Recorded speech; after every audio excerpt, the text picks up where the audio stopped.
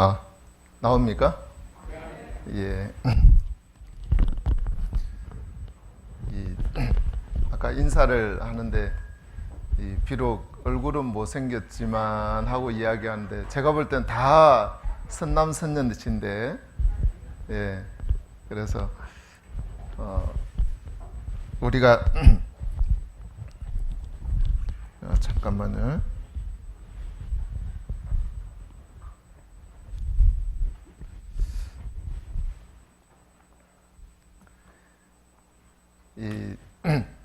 제가 볼 때는 이 후폭교회 형제 자매님들이 최고 미남 미녀인 것 같습니다. 맞죠? 예, 그렇게 믿으시면 사실입니다. 예, 다 함께 기도드리겠습니다. 사랑과 은혜가 충만하신 우리 하나님 아버지 앞에 이 시간 감사와 영광을 돌립니다.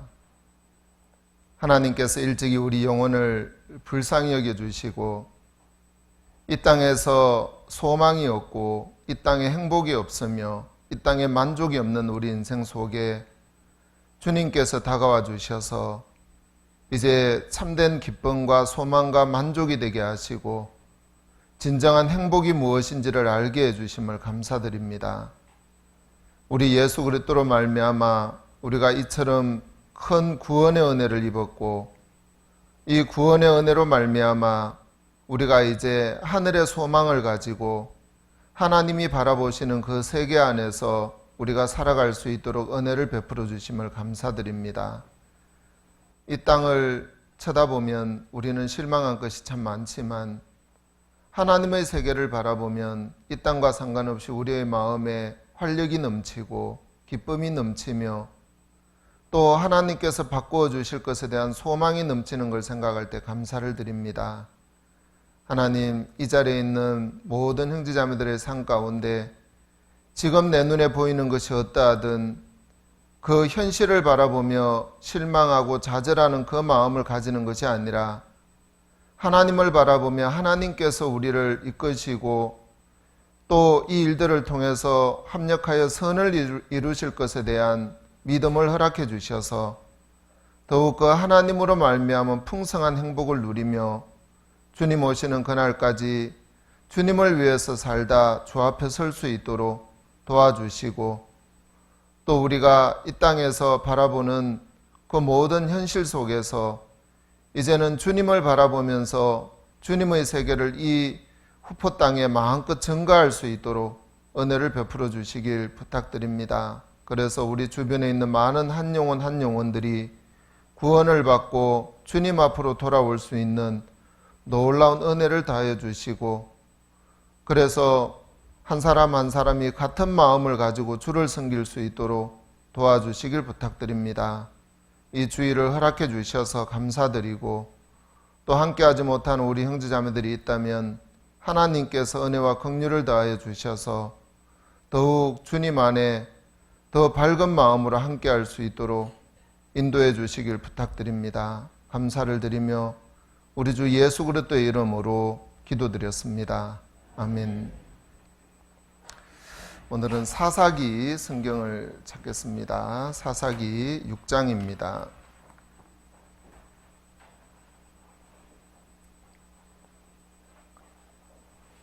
구약 성경 369페이지에 있습니다. 사사기 6장입니다.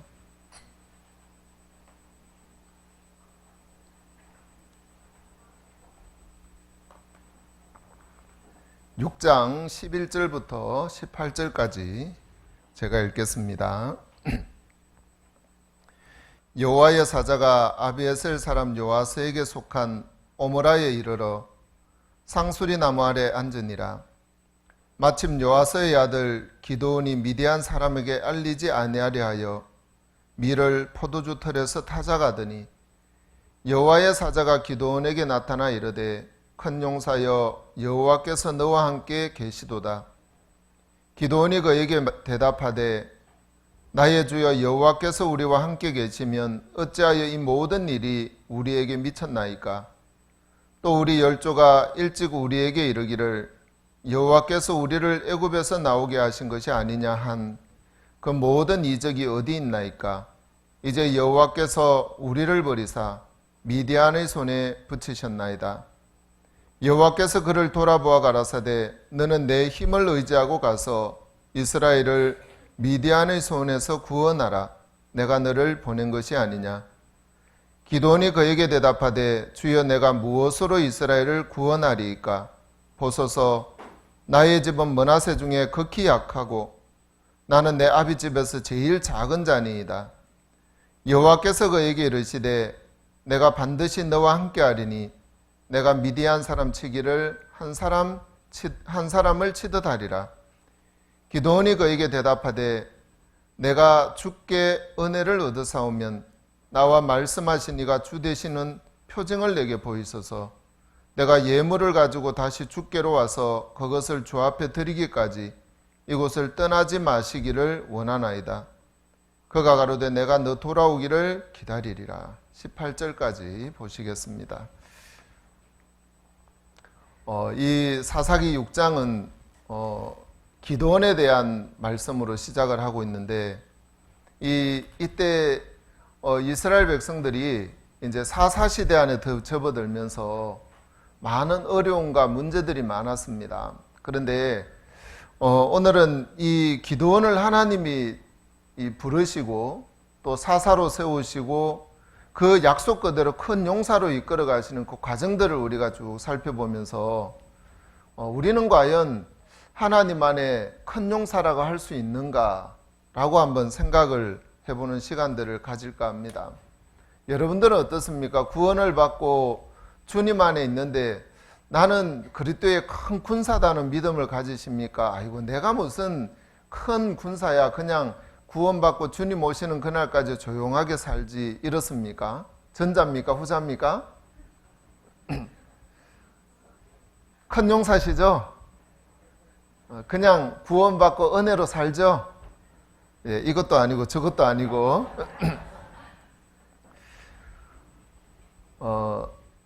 제가 구원을 받고 나서 제 자신을 이렇게 보면 지금도 뭐 여러분 앞에 서서 이렇게 말씀을 전합니다마는 사실은 제 모습을 이렇게 쭉 생각을 해보면 내가 무슨 목사야, 내가 무슨 주님의 일을 하는 사람이야, 이런 마음을 가질 때가 있습니다. 혹시 여러분들은 신앙생활을 하면서 나는 구원을 받았다고 하지만 내가 무슨 구원받은 사람이야, 이런 생각 해보셨습니까? 원래 대답 잘 하시는데 안 하시네요, 오늘은. 예. 우리가 이 신앙생활을 하다 보면 나도 모르게 현실을 이렇게 바라보고 또 내 자신의 어떤 연약함을 바라보다 보면 신앙이 진보가 되는 것이 아니라 퇴보가 될 때가 참 많습니다. 특히 연세가 드시다 보면 실질적으로 또 몸도 말도 잘 안 듣고요. 그렇죠. 또 생각도 젊을 때처럼 빨리빨리 이렇게 잘 되는 것도 아니고, 또 생각이 된다 해도 몸이 안 따라가니까 한 번, 두 번 생각을 따라서 몸을 움직여 보다가 포기할 때도 많고, 그러다 보면 아유 나는 이제 신앙생활 잘 못하려는가 보다, 이제 젊은 사람들한테나 신앙생활 하라 그러고 나는 또 적당하게 좀 지내야 되겠다, 연세가 드시면 이런 마음들이 공통적으로 들어진다 그러시더라고요. 맞습니까? 예, 맞는가 보네요. 그러다 보니까 자꾸 이 마음에서 막 기쁨과 소망이 이렇게 채워지는 것이 아니라 마음에 자꾸 뭘 하다 보면 실망할 때가 너무 많고, 특히 다른 사람에 대한 실망보다는 자기 자신에 대해서 실망할 때가 참 많다는 이야기입니다. 그러다 보면 신앙에서 막 힘있게 주님을 향해서 달려나가는 그런 마음보다는 주저앉아 버릴 때가 많고, 아이고 나 같은 사람이 교회 간다고 무슨 도움이 될까, 이런 생각을 하다 보면 자꾸 이제 교회 생활도 띄엄띄엄해지고, 모임 있다 그래도 아이고 젊은 사람들이나 열심히 가지 뭐 나 같은 사람이 뭐 간다고 뭐 되나, 그래도 구원받았으니까 집에서 기도나 해줘야지, 이 마음은 또 안 버리시잖아요. 기도는 해주되 아유, 내가 간다고 도움이 안 되니까 안 가야지, 이런 마음을 가진다는 거지요. 그러다 보면 자꾸 이제 몸도 처지고 마음도 처지다 보니까 그에 따라서 또 친구가 자꾸 찾아와요. 어떤 친구가요? 예? 동네 친구들도 찾아오지만 질병의 친구가 찾아오잖아요. 그렇죠? 이 질병이 찾아와서 야, 너 교회도 안 가고 또 뭐 가봤자 소용도 없고 힘도 없는데 너 나하고 놀자 이래가지고 그런 마음이 자꾸 들다 보면 나도 모르게 축축 처지는 것이 병원에 가도 병명도 안 나오고 자꾸 이제 몸만 아프고 그러다가 시름시름 앓다가 진짜 큰 병이 오시는 거예요. 요게 이 병원에 가셔가지고 입원하는 순서란 말이에요. 어르신들은. 그러니까 이 마음이라는 게 보면 하나님은 너무 신기하게도 육체는 넓도록 했지만 마음은 넓도록 안 해놨습니다. 그런데 우리가 이 육체의 현실을 바라보면 마음도 늙어요. 마음도 넓고 그래서 자꾸 내 주변에 일어나는 이런저런 형편들을 보면 젊은 사람들도 마찬가지죠. 젊은 분들도 보면 이런저런 문제를 만나다 보면 자꾸 마음에서 낙담이 마음에 만들어지게 됩니다. 낙담이 만들어지면 신앙을 힘있게 합니까? 꼭 에프킬라 맞은 파리처럼 합니까? 에프킬라 맞은 파리처럼 방바닥만 뱅뱅뱅뱅 돌잖아요. 약에 취하면 어떻습니까? 떨어져가지고 하늘을 날아야 되는데 이 파리가 땅바닥에 떨어져서 제자리를 뱅뱅뱅뱅 도는 것처럼 더 이상 생각의 폭도 좁아지고 활동의 폭도 좁아지고 그 다음부터는 어디로 여행을 가냐? 비행기도 안 타면서 방콕을 가요. 방 안에 콕 들어간다 이 말이에요. 그러니까 자꾸 마음에서 낙담이 되다 보니까 진취적으로 복음의 일들을 하고 주님의 일들을 해야 될 그리스도인들이 어디로 자꾸 들어가냐면 방콕으로 여행을 자꾸 가는 거예요. 비행기 타고 방콕 가면 사진이라도 남을 건데 그냥 비행기 안 타고 방콕 가면 우울해지는 거예요. 그리고 자꾸 방 안에서 또 방콕에 가만히 있으면 괜찮은데 또 그 안에서도 굴을 파요. 자꾸 어떤 굴을 파요? 생각에 굴을 파가지고 그 속에 들어가서 안 나오려고 그러는 거예요. 그러니까 자기 생각에 꽉 뭉쳐져 가지고 그때부터 어떤 이야기를 해도 감사함으로 받아들이는 것이 아니라 내 사정을 몰라서 그래. 내 현실은 이런데 뭐 하나님 이야기를 듣는다고 뭐 달라지는 게 있겠어. 그러면서 나도 모르는 생각 안에서 침체되어져서 또 그 침체된 생각들을 계속 끌어오면서 굴을 파고 들어가는 거예요. 그러면 그때부터 이제 뭐가 찾아와요? 이 우울증이 친구가 돼가지고 그때부터 찾아와요. 그렇죠? 현대인들이 점점 육체의 질병보다 정신적 질병들이 늘어나는 이유가 왜 그런가 이렇게 보면 현실이 암담하기 때문에 그 현실과 싸울 마음을 잃어버리고 절망 속에 들어가는 겁니다. 절망 속에 들어가다 보면 마음이 자꾸 어디 쪽으로 이제 가게 되냐면 나는 안 돼 하는 그쪽으로 가다 보니까 마음이 희망이 없어져 버리잖아요. 희망이 없는 그 생각 속에 뭐가 나오겠어요? 절망이 꼬리를 물고 찾아오는 겁니다. 그래서 이 우울증 걸린 사람들의 특징이 뭐냐? 특징은 죽어야 되겠다예요. 결론이 딱 나는 겁니다. 죽어야 되겠다. 못 살겠다. 그러니까 우울증 걸린 사람들을 이렇게 만나서 대화를 해보면 하나같이 공통적으로 내가 이렇게 살면 뭐 하겠어? 죽어야지. 이 생각을 다 공통적으로 하는 거예요. 여러분들도 해보셨죠? 네? 좀 어렵고 힘들면 아이고 인생 이래 살면 뭐하냐? 그냥 다 혼자 죽기는 스스로 죽기는 겁나고 그냥 조용히 자다가 떠났으면 좋겠다 이런 생각 해본 적 있으시죠? 우울증 초기입니다. 근데 우리는요 살다 보면 이런 우울증 증상은 다 가지고 있어요.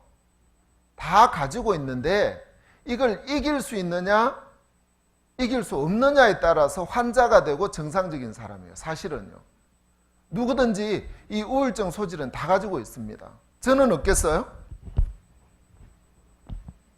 목사라고 뭐 예외인 줄 아십니까? 아니에요. 저도 똑같습니다. 저도 어려움이 오고 문제가 오는데 그 문제와 어려움 속에 딱 사로잡히면 저도 절망 속에 자꾸 들어가는 거예요. 그래서 인생이 왜 이러냐부터 시작해서 내가 왜 이렇게 살아야 되지부터 이제 온 생각들을 다 끌어오는 거예요. 온갖 잡세가 다 날아옵니다. 그러면 이제 그걸 가지고 살다 보면 내 마음에 절망이 자꾸 침체돼서 내 마음의 생각을 자꾸 낙담 쪽으로 끌어갑니다. 그러다 보면 결론은 딱 나게 됩니다. 제 속에서 자꾸 그래요. 너 그래 살면 뭐 할래? 죽어라 그럽니다. 이게 실제로 알아야 될 것은 이 죽어야 된다는 이 생각이요. 여러분들이 여러분 스스로 가지는 생각인 것 같지만 절대 그렇지 않습니다. 누가 줄까요? 요한복음 13장에 보시면 마귀가 벌써 시몬의 아들 가룟 유다의 마음에 예수 팔려는 생각을 넣었더니 그렇게 되어 있습니다. 그러면 이 마귀가 가룟 유다의 마음에 뭘 집어넣어줬어요? 생각을 하나 넣어줬습니다. 누구를 팔으라고요? 예수님 팔으라고요. 그러면 자기 생각이라고 생각을 하고 쫓아갑니다. 근데 자기 생각이라고 계속 쫓아가서 예수를 팔았는데 결국에는 그 마귀의 생각을 따라서 예수를 팔고 나서 예수님을 팔고 나서 가룟 유다가 정신을 번쩍 차려보니까 팔았어요, 안 팔았어요? 돌이킬 수가 없는 거예요.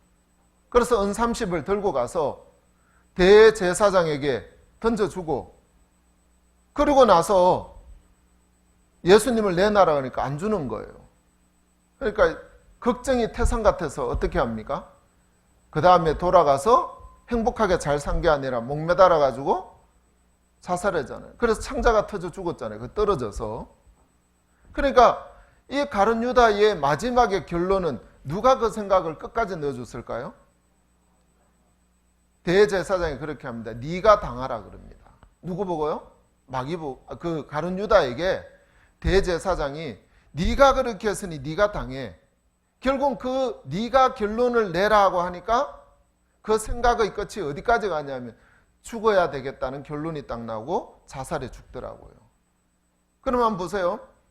우리가 절망 속에 들어가서 죽어야 되겠다는 이 생각은 내 생각일까요? 마귀가 넣어준 생각일까요? 이게 마귀가 넣어준 생각이에요. 사실은요. 그래서 인생들이 죽으면 끝이 나는 줄 알고 자살해 죽는 확률이 너무 많은 거예요. 우리나라에서 이 자살해 죽는 사람들이 굉장히 많잖아요. 그런데 이 죽으면 행복할 줄 아는데 그게 마귀가 속인 거라는 거죠. 여러분 죽으면 끝입니까? 지옥입니까? 지옥이잖아요. 그런데 어리석게도 이 마귀가 죽어라 자꾸 죽으라고 하면 그게 자기 생각인 줄 알고 극단의 선택을 하는 겁니다. 사람들이요. 그 우리가 이 성경을 가만히 보다 보면 이 마귀라는 놈은 우리 인생을 어떻게 하든지 하나님과 멀어지게 하는데 초점을 맞추고 있는 거예요.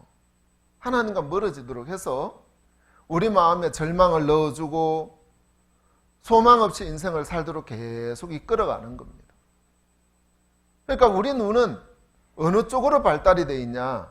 창세기 2장에서 보면 이렇게 말씀합니다. 창세기 3장에서 마귀가 개입이 딱 되고 나서 마귀한테 아담과 하와가 속았죠? 창세기 3장에 나옵니다. 그럼 마귀에게서 딱 속고 난 이 아담과 하와가 첫 번째 바라본 게 있었습니다. 뭘 바라봤을까요? 자기를 바라봤습니다. 한번 찾아보겠습니다. 창세기 3장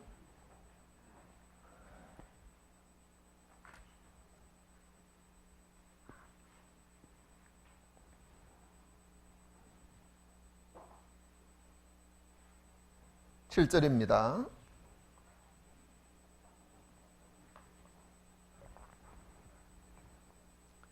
이에 그들의 눈이 밝아 자기들의 몸이 벗은 줄을 알고 무화과 나뭇잎을 엮어 치마를 하였더라. 자, 마귀가 온갖 거짓말을 다 했습니다. 너희들이 이걸 먹는 날에는 너희 눈이 밝아 하나님처럼 되어 선악을 알 줄을 아심이라. 그래서 먹지 말라고 한 거야 라고 거짓말을 해준 거예요. 누구처럼 된다고요? 하나님처럼 된다. 그리고 선악을 구분한다. 하지만 하나님은 우리 인생이 선악을 구분하고 살기를 원치 않았습니다. 이해가 되십니까? 왜냐하면 오늘날의 모든 전쟁은 어디서 나와요? 인간의 선악에서 나오는 거예요. 선하다는 게 뭐예요? 내가 옳다다는 거잖아요. 내가 옳고 그른 것을 분명하게 구분할 줄 아는 겁니다. 근데 사람마다 옳고 그른 게 다 같아요? 틀려요? 이런 김치찌개 하나 만들어도 넣는 재료가 다 각각 다 다른데 옳은 거 가지고 싸우면 부엌의 김치찌개가 어디로 가요? 네? 바다로 갑니다. 여기 동해 바다로. 그렇죠? 고기를 얼마만큼 넣어야 되네, 김치는 어떤 걸 써야 되네, 거기에 뭘 넣어야, 만드는 게 다 다른 거예요. 사람마다 저마다 옳은 게 다 있습니다. 제가 한 번은 지역 설교를 갔는데 생선을 내왔길래 생선을 제가 뒤집으려고 탁 뒤집는데 봉사회장님이 젓가락으로 하죠. 탁 막더라고요. 왜요? 그러니까 생선은 뒤집어서 먹는 게 아닙니다. 그러는 거예요. 왜 그러냐 그러니까 생선을 뒤집으면 부정탄대요. 그래서 이걸 뒤집지 말라고 하는 겁니다. 제가 깜짝 놀랐어요. 아니 교회 안에서도 이런 걸 믿어? 근데 알고 보니까 제가 잠깐 멈추고 왜 그런지 자세하게 설명 좀 해달라 그러니까 이 바닷가 쪽 사는 사람들은 배를 타고 항해를 하잖아요. 그러니까 항해를 하다 보면 이 바다에서든 바깥에서든 가족들이 배를 타고 나가기 때문에 물고기를 뒤집으면 배가 뒤집어진다는 미신이 있대요. 그래서 배를 타는 사람들은 물고기를 뒤집어서 먹지 않는데요. 그러니까 생선뼈가 위에 그대로 있는데 이 뼈를 그대로 덜어놓고 그 밑에 살을 파먹지 먹기 좋다고 탁 뒤집어가지고 살코기부터 파먹는 그런 건 아니라고 이제 이야기를 하는 겁니다. 그럴싸하죠? 그것도 뭐 나름대로 옳은 거니까 그러시냐 하고 그렇게 먹었죠. 뭐 그렇게 생각하시는 분한테는 그렇게 따라주면 되잖아요. 근데 만약에 그 쓸데없는 미신 가지고 그러고 바로 제가 뒤집어서 먹었다 이러면 아마 그분들 시험 들었을 거예요. 그렇죠? 바로 내 옳다는 것 때문에 싸워요, 안 싸워요? 세상의 모든 것은요, 잘못됐고 나면 별로 싸울 일이 없어요. 그런데 옳다는 것 때문에 싸우는 게 많아요, 안 많아요? 교회 안에서도 그렇습니까, 안 그렇습니까? 교회 안에서도 보면 부엌에서 자매님들이 음식 만들다가 왜 전쟁해요? 칼부림합니까? 부엌에 야채 썰잖아요. 이제 그 이유가 왜 그러냐? 왜 다투냐? 서로 옳기 때문에 그런 거예요. 설거지를 접시부터 하든 대접부터 하든 그게 뭔 상관이 있어요. 그런데 이게 옳다는 생각이 들면 싸우는 거예요.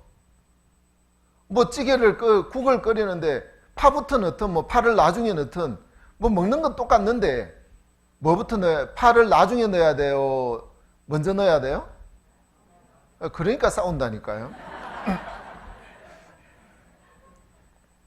그럼 먼저 넣든 늦게 넣든 상관없는데 이게 언제부터 만들어졌냐면 바로 이 창세기 3장에서부터 만들어진 거예요. 인생들이 선하다는 것 때문에, 내가 옳은 것 때문에, 그래서 싸우는 겁니다. 내가 바르다. 여러분 대부분이 교회 안에서 어떤 일들을 하는데 이렇게 하든 저렇게 하든 우리의 목적은 뭐예요? 복음만 전하면 되잖아요. 그렇죠? 그런데 이렇게 하는 복음을 전하기 위해서 이런 방법도 있고 저런 방법도 있는데 이 방법은 옳고 이 방법은 나쁘다는 게 그런 것들이 우리 마음에 커지면 부딪히고 싸우는 겁니다. 그게 문제가 되는 거예요. 그래서 창세기 3장에서 보면 마귀가 네가 하나님처럼 돼서 선악을 알게 될 거다. 하나님은 선악과 먹으라 했습니까? 먹지 마라 그랬어요? 먹지 마라 그랬습니다. 왜요? 모든 선의 기준은 누구 기준이에요? 하나님 기준이고 모든 악의 기준은 누구 기준이라 해야 돼요? 하나님 기준이라 해야 되는데 이때부터 인생들이 선악과를 딱 다먹고 나서 누구 기준으로 바뀌었냐? 7절에 보시면 이에 그들의 눈이 밝아 자기들의 몸이 벗은 줄을 알고 그랬습니다. 자, 제일 먼저 뭘 봤습니까? 선악과 딱 먹자마자 자기를 먼저 봐야 안 봐요? 자기를 먼저 보는 거예요. 이때부터 자기 중심의 선악을 가지고 살게 되는 겁니다. 원래 이 선악의 기준은 하나님만 선악의 기준을 가지고 있는 거예요. 그래서 구원을 받은 그리스도인들이 하나님이 자기를 부인하고, 이게 뭐냐면, 여러분, 우리는 신앙생활을 하면서 내 나쁜 건 부인할 수 있어요. 아닙니까? 내 악한 건 얼마든지 악하구나 하고 버릴 수 있습니다. 잘못됐구나 얼마든지 버릴 수 있어요. 하지만 내 옳은 거, 내 좋은 거, 내가 맞다는 거 쉽게 버려져요? 안 버려져요? 안 버려져요. 주님은 그것도 버리라고 하는 거예요. 그것도 잘못된 거야. 내 옳다는 것 때문에 복음이 방해된다면 그것도 옳은 거예요? 잘못된 거예요? 잘못된 거죠. 근데 우리는 그거 안 버리고 싶은 거예요. 그리고 어떡합니까? 내가 옳다고 하는데 관철이 안 됐어요.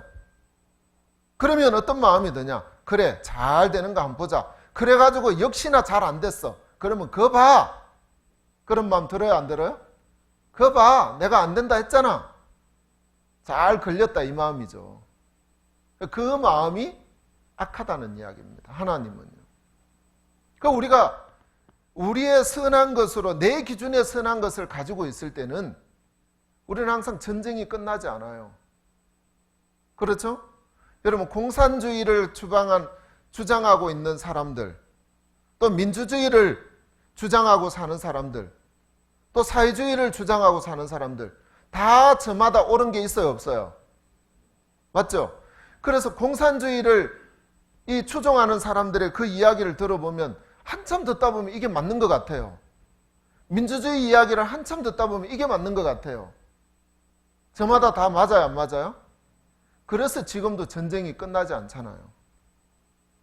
맞습니까? 예. 여러분, 이 교회 작은 가정도 마찬가지고 교회도 마찬가지예요. 가정에도 그래요. 가정에도 남편의 옳은 주장이 강하고 아내의 옳은 주장이 강하면 그 집안은 전쟁이 끝나요, 안 끝나요?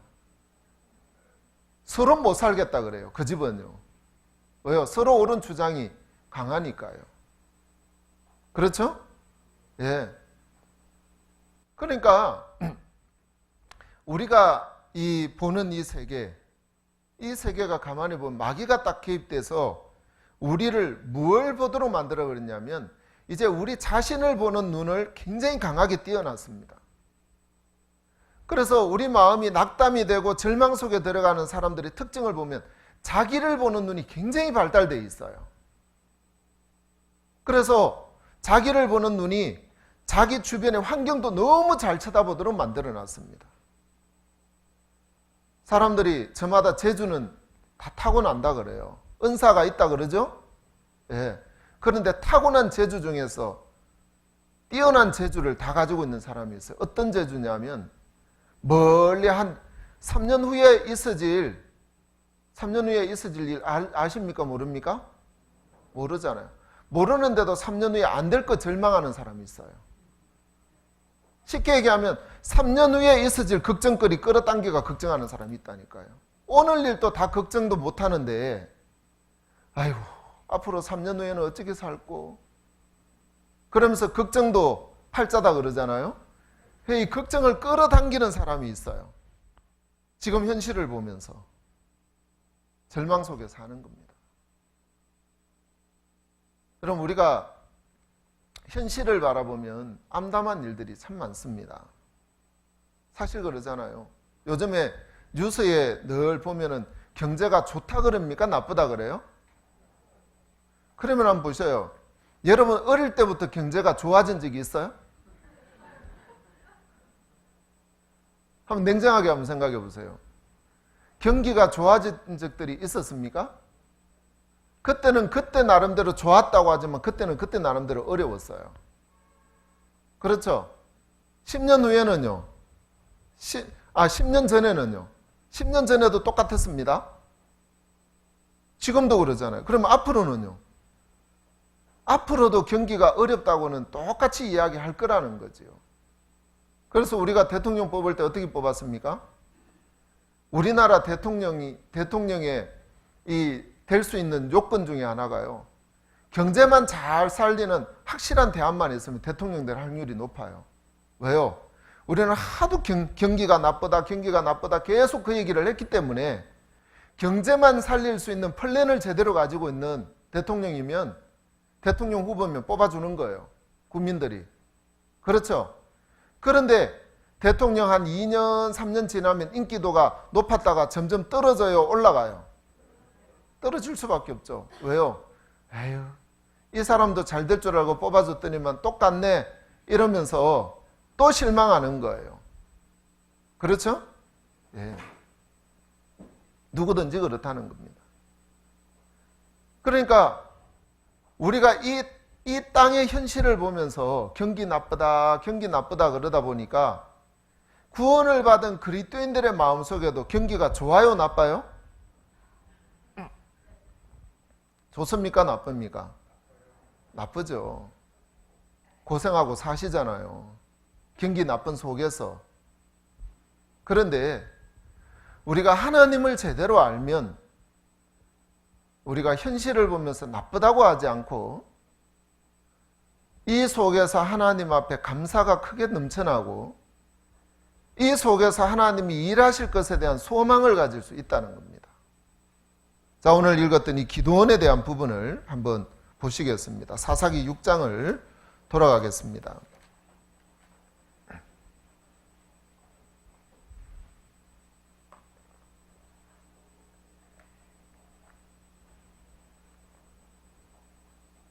(11절입니다) 여호와의 사자가 아비에셀 사람 요아스에게 속한 오므라에 이르러 상수리 나무 아래 앉으니라. 마침 요아스의 아들 기드온이 미디안 사람에게 알리지 아니하려 하여 밀을 포도주 털에서 타작하더니. 자, 여기에 기드온이라는 사람이 나오는데 이 기드온을 하나님이 뭘로 들어 사용했습니까? 바로 사사로 사용을 하셨잖아요. 그런데 사사가 될 어떤 조건이 이 기드온에게 있는가 하고 찾아보니까 이 기드온의 모습을 보면 어떠냐 하면 여기에서 밀을 어디에서 타작합니까? 포도주 털에서 타작하는 거예요. 그러니까 밀은 일반적으로요, 넓은 밭에서 여기에서 탁 트여진 곳에서 타작을 하는 게 통상 관례였습니다. 그런데 왜 이 포도주 털은 집안에 작은 털이 하나 있는데 집안에 있는 거예요. 그럼 집안에 왜 숨어서 밀을 타작할까요? 그 이유가 6장 1절부터 나옵니다. 6장 1절 보시겠습니다. 이스라엘 자손이 또 여호와의 목전에 악을 행하였으므로 여호와께서 7년 동안 그들을 미디안의 손에 붙이시니 미디안의 손이 이스라엘을 이긴지라. 이스라엘 자손이 미디안을 인하여 산에서 구멍과 굴과 산성을 자기를 위하여 만들었으며 이스라엘이 파종한 때면 미디안 사람, 아말렉 사람, 동방 사람이 치러 올라와서 진을 치고 가사에 이르도록 토지 소산을 멸하여 이스라엘 가운데 식물을 남겨두지 아니하며 양이나 소나 나귀도 남기지 아니하니 이는 그들이 그 짐승과 장막을 가지고 올라와서 메뚜기 떼같이 들어오니 그 사람과 약대가 무수함이라. 그들이 이 땅에 들어와서 멸하려 하니 이스라엘이 미디안을 인하여 미약함이 심한지라. 이에 이스라엘 자손이 여호와께 부르짖었더라. 자, 이게 무슨 이야기냐면 이 이스라엘 백성들이 농사를 짓고 추수 때가 되면 누가 올라와요? 이 미디안 사람들이 올라오는 거예요. 그래서 이 미디안 사람들이 올라와서 추수를 다 걷어가 버리는 겁니다. 농사는 누가 지어요? 이스라엘이 지었는데 추수 때가 되면 또 양 첫 때가 되고 또 이 가축이 좀 크고 이러면 다 빼앗아가 버리는 거예요. 그러니까 이 이스라엘 백성들이 마음에서 어떻습니까? 누구 때문에 못 살아요? 미디안 때문에 못 사는 거예요. 이놈의 미디안만 없으면 좀 잘 살 것 같는데 미디안 때문에 도저히 못 살겠다. 그래서 이 기드온 역시도 원망과 불평이 가득 채워져 있습니다. 왜요? 현실을 보니까 암담해요, 안 해요? 미디안이 물러갈 기색은 전혀 없고 계속해서 쳐들어와서 절망밖에 안 주는 겁니다. 추수 때가 돼서 밀을 타작을 내야 되는데 넓은 들판에서 밀을 타작을 못하는 겁니다. 그러니까 미디안을 원망하고 하나님을 원망하면서 포도주 털에서 이 밀을 타작하는 거예요. 조금씩 조금씩 가족들 먹여 살리려고요. 그러면서 덩달아 자기 신세도 한탄하겠어요, 안 하겠어요? 아이고 내 신세야, 아이고 내 팔자야, 이러고 사는 겁니다. 누가 그러냐? 바로 이 기드온이 그러고 있는 거예요.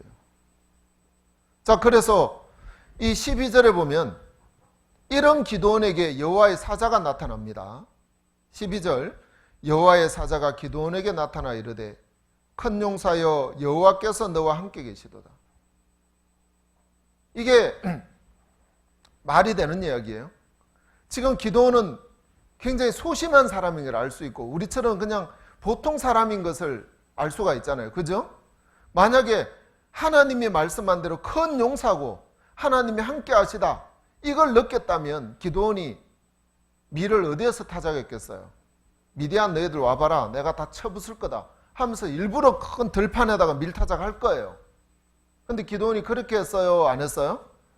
안 했습니다. 집안에 숨어가지고 신세 한탄하면서 그러고 있는데 여호와의 사자가 나타나서 큰 용사여 하나님이 여호와께서 너와 함께 계시도다 이러니까 이때다 싶어가지고 속에 채인 말을 막 합니다. 이제 그때부터 무슨 이야기를 하냐? 13절, 기드온이 그에게 대답하되 나의 주여 여호와께서 우리와 함께 계시면 어찌하여 이 모든 일이 우리에게 미쳤나이까?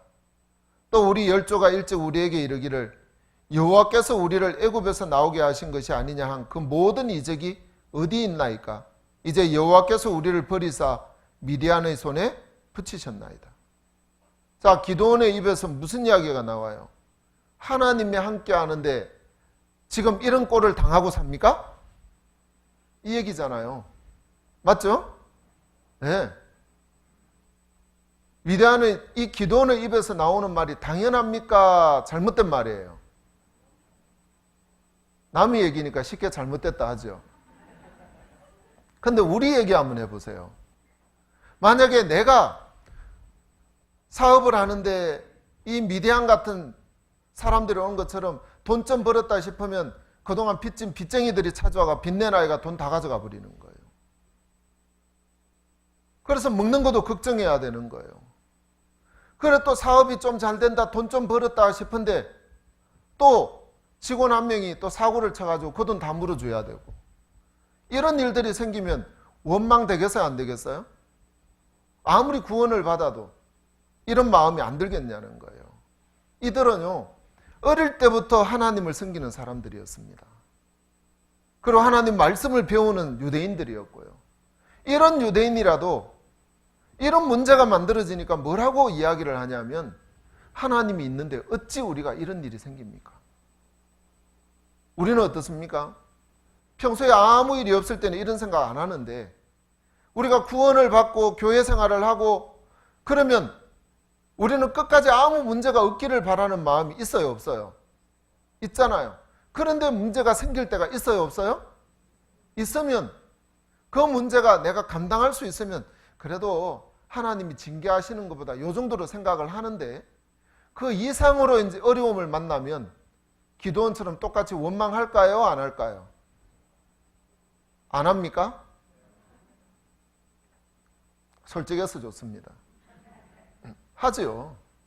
나도 모르게 입 밖에는 원망은 참아 못하겠는데 속에서는 하나님 왜 이랬지? 왜 나한테 이런 일을 허락해? 이 얘기 무슨 얘기예요? 나한테 왜 이런 일을 허락해요? 이거 원망이잖아요. 원망이 올라오는 겁니다. 우리 속에요. 꼭 그것만 아니에요. 사실 그렇잖아요. 우리는 경기가 어렵다 이러면 같이 다 어려워요, 안 어려워요? 어렵잖아요. 어려우면서 아이고 어렵다 이러다 보니까 하나님 앞에서도 우리 마음이 인색해야 안 해요? 인색해지죠. 기도원이 마찬가지일 거 아니에요. 지금 어려워 죽겠는데 하나님을 섬길 여력이 있습니까? 없습니까? 없다는 거죠. 기도원이나 우리나 별 다른 게 없더라고요. 그러니까 현실을 들여다보면 답답한 것밖에 없는 겁니다. 그래서 마음에 자꾸 절망이 되는 거예요. 우리가 어떠냐는 거죠. 우리도 보면 내 나름대로 현실을 바라보는 눈들이 굉장히 강하게 우리는 있습니다. 그렇죠? 때때로는 자녀 문제 때문에 실망하는 일들이 있고, 아유, 얘가 이렇게 해서 어떡하려고 그래 하는 어르신들도 있을 거고, 또 아니면 가정에 이런저런 젊은 분들은 남편의 직장 문제라든지 아니면 돈이 들어가야 될 그런 문제라든지 이런저런 문제를 보면 답답할 때가 있어요? 없어요? 답답할 때가 있는 거예요. 그 현실을 보면 하나님이 나는 안 도와주시는가 보다 이런 마음이 드는 겁니다. 그렇죠? 예. 너무 답답하면 어떤 마음 들어요? 아유, 하나님은 세상 사람들 복권이라도 당첨되게 해주더만. 이런 말도 이제 생각을 하는 겁니다. 얼마나 답답했으면 그랬겠어요. 그러겠습니까? 그러니까 우리는 이런저런 형편을 보면서 이 13절에 나오는 이 기도원이 이야기하는 그런 똑같은 마음을 우리는 가지고 있을 때가 많은 거예요. 그래서 하나님이 계시면 어찌하여 우리에게 이런 일들이 다 생겼습니까? 하나님이 계셨다면 이거 막아주셔야죠. 문제 없어야죠. 근데 왜 이런 일이 생겨요? 이렇게 이야기하는 겁니다. 옛날에 애굽에서 우리를 그렇게 이끌어내고 기적을 이렇게 홍해를 가리킨 그 하나님이 어디 갔습니까? 이제 우리를 떠났습니까? 하나님 없잖아요. 이렇게 생각을 하는 겁니다. 우리도 똑같죠. 우리는 구원받을 때 예수 그리스도 한 분이면 만족했습니다.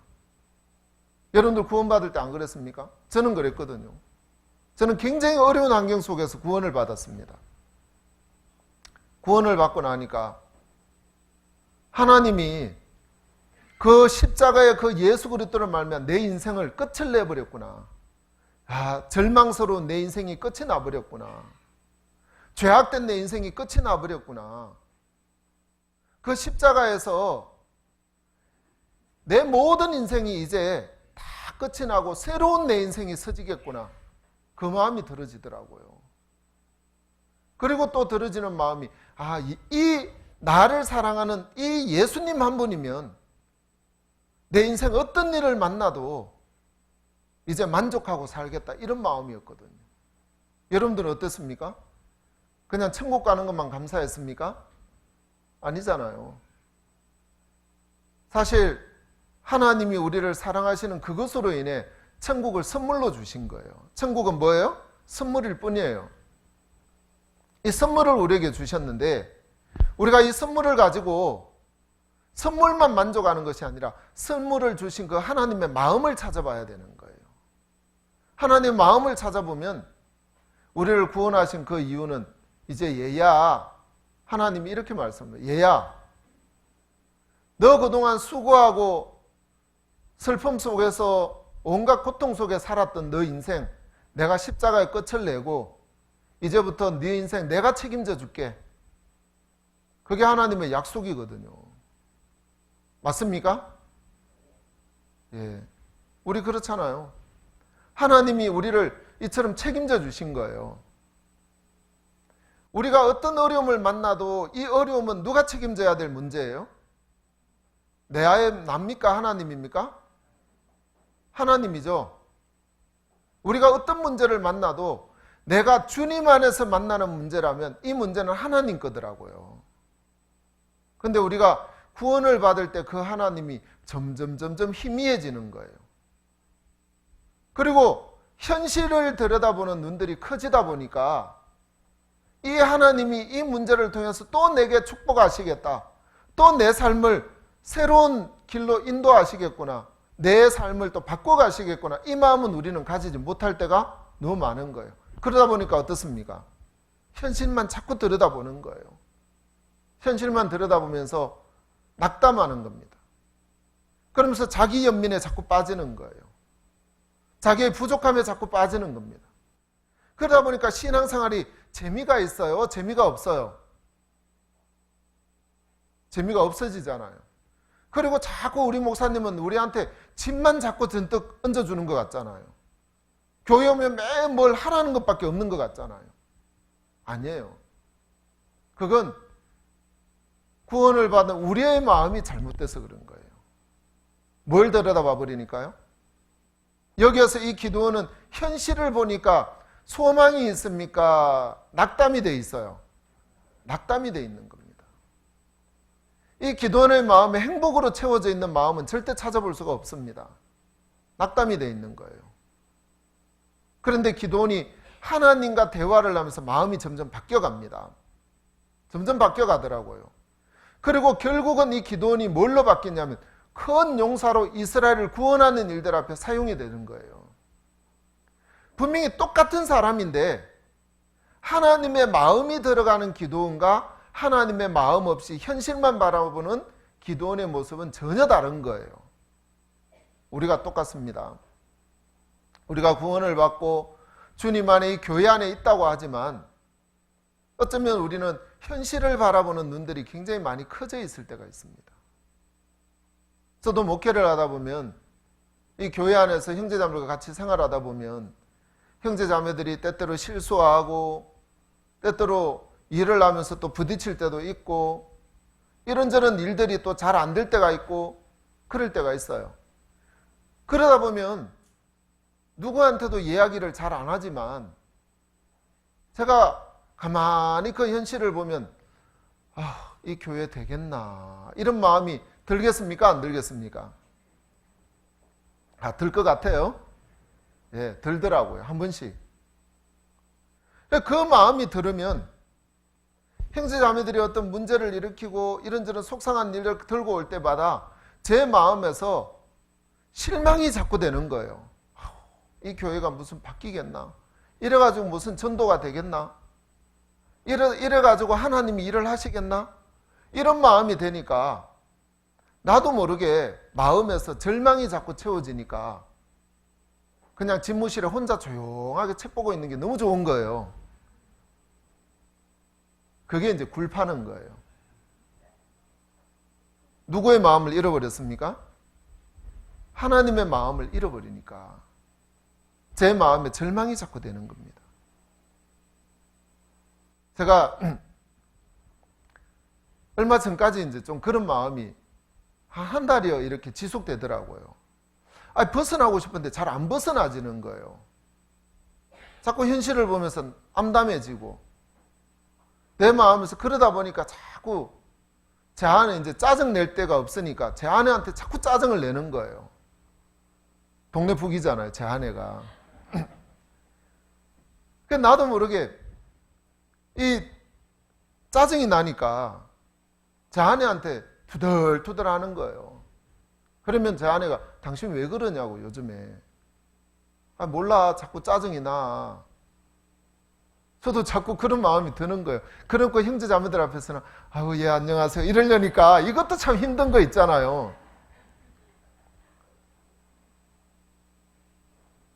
참 힘들더라고요. 그러다가 제가 이 사사기를 보는데 사사기 이 6장을 이렇게 보다가 이 기도원의 모습을 가만히 들여다보니까 아이고 그대나 나나 어째 그리 똑같소? 이런 마음이 들더라고요. 너무 똑같은 거예요. 현실을 보니까 원망밖에 안 되는 겁니다. 하나님 이렇게 능력 없는 목사를 뭐 하려고 목사로 교회 안에 놔뒀습니까? 나보다 훨씬 좋은 목사님이 오면 우리 교회가 훨씬 더 발전되고 좋았을 건데 나 같은 사람을 여기 두니까 바뀔 리가 있습니까? 좋을 리가 있습니까? 이런 마음이 자꾸 드는 겁니다. 그러니까 일을 더 힘있게 하겠습니까? 더 힘없게 하겠어요? 자꾸 힘없게 하지는 거예요. 나도 모르게 자꾸 어떤 일들이 오면 마음에서 좀 밀어내고 싶은 거예요. 안 하고 싶고. 한 달 동안 얼마나 괴로웠겠어요. 그건 한 달을 그렇게 보내는데 재미가 없는 거예요. 여기에서 이 기도원의 모습도 그렇더라고요. 그런데 너무 감사한 건 이 기도원의 모습을 가만히 들여다보면 기도는 분명히 원망하고 불평하고 안 된다는 그런 마음을 가지고 늘 가지고 사는데 이 하나님의 마음에는 이 기도원을 향해서 이미 큰 그림이 그려져 있더라고요. 어떤 그림이에요? 큰 용사라는 그림이 그려져 있더라고요. 그리고 하나님은 이 기도원을 들어서 이 미디안을 칠 모든 계획이 다 되어 있더라고요. 그렇죠? 다 되어 있는 겁니다. 그러니까 우리가 하나님 편에서 우리의 모습을 보면 절망하고 좌절하고 낙담될 게 아무것도 없는데 우리는 그 하나님의 세계를 보지 못하니까 계속해서 절망하고 낙담스러운 것밖에 없는 거예요. 그럼 신앙생활에서 제일 방해꾼이 누굽니까? 내 남편이에요? 아내예요? 아니면 내 자녀예요? 아니면 다른 형제 자매입니까? 아니더라고요. 내 자신이 제일 방해꾼이에요. 어떤 방해꾼이에요? 내가 약해서 신앙생활 못한다 할 때가 많아요? 내가 강해서 신앙생활 잘한다고 할 때가 많아요? 예, 맞습니다. 나는 약해서 내가 이래서 신앙생활 못할 것 같다는 마음이 들어집니다. 그래서 우리는 조건을 자꾸 갖추려고 합니다. 그렇죠?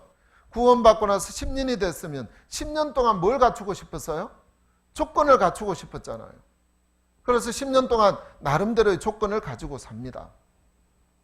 그런데 여전히 그 마음은 쉽게 떨쳐지지가 않는 거예요. 똑같은 조건인데 조건은 좀 더 좋아졌을지 모르지만 여전히 나는 이래서 신앙생활 참 하기 힘들다고 못하겠다고 이런 마음이 우리 속에 점점 커지게 되더라는 겁니다. 자꾸 뭘 쳐다보냐? 내 연약함에 빠져들어가는 거예요. 내 연약함에 빠지는 겁니다. 그런데 하나님은 우리를 언제 구원하셨어요? 바로 우리가 연약할 때에. 하나님은 언제 구원하셨다고요? 우리가 연약할 때 구원하신 거예요. 로마서 한번 찾겠습니다. 로마서 5장